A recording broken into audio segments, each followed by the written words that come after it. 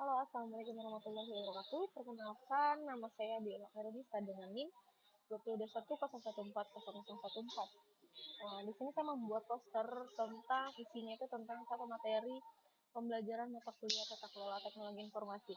Di mana saya resum dalam 8 materi. Yang pertama tentang balance scorecard dan SWOT analisis. Balance scorecard dan SWOT analisis dapat digunakan bersama-sama sebagai bagian dari proses perencanaan strategi organisasi.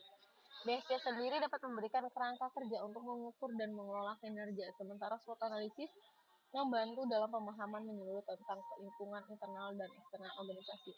Di mana materi pertama ini kita dapat memetakan dan memastikan visi misi dari organisasi, lalu menggunakan alat analisis bisnis menggunakan SWOT, Strength, Weakness, Opportunity, dan Fit. Lalu yang kedua ini tentang Value Delivery and Risk Management. Value Delivery adalah konsep dalam manajemen bisnis yang berfokus pada memberikan nilai kepada pelanggan atau pemangku kepentingan stakeholder. Yang kedua ini tentang risk management, adalah proses identifikasi penilaian dan pengelolaan risiko yang dapat mempengaruhi pencapaian tujuan organisasi. Ketika dilakukannya secara bersama, value delivery dan risk management ini dapat meningkatkan produktivitas dan efisiensi organisasi karena keduanya saling melengkapi dalam mencapai tujuan bisnis.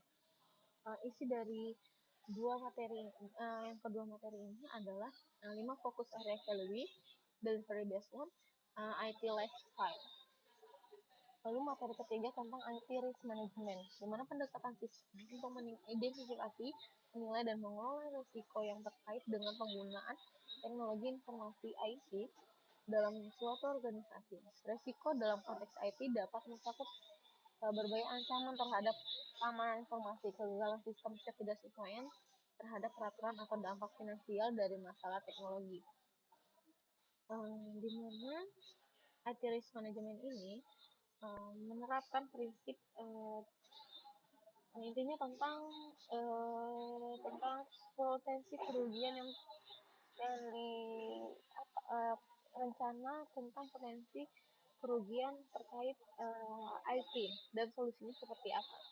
Lalu untuk materi yang ketiga ini tentang research management and performance management, di mana mereka berdua saling terkait. Pengelolaan sumber daya yang baik mendukung pencapaian kinerja optimal, sementara pengukuran kinerja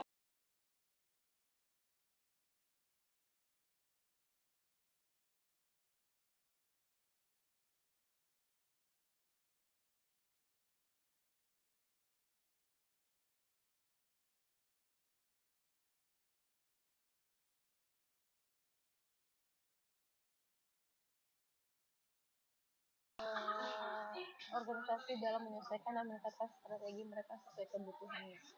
Research management ini uh, dikerjakan secara bahwa sumber daya teknologi informasi ini dibutuhkan, tersedia, serta dimanfaatkan secara efisien.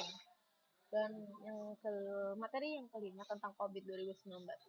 COVID 2019 ini memberikan panduan yang kuat bagi organisasi dalam mengelola resiko mencapai keberlanjutan bisnis dan memastikan bahwa penggunaan teknologi informasi mendukung tujuan dan nilai bisnis secara efektif.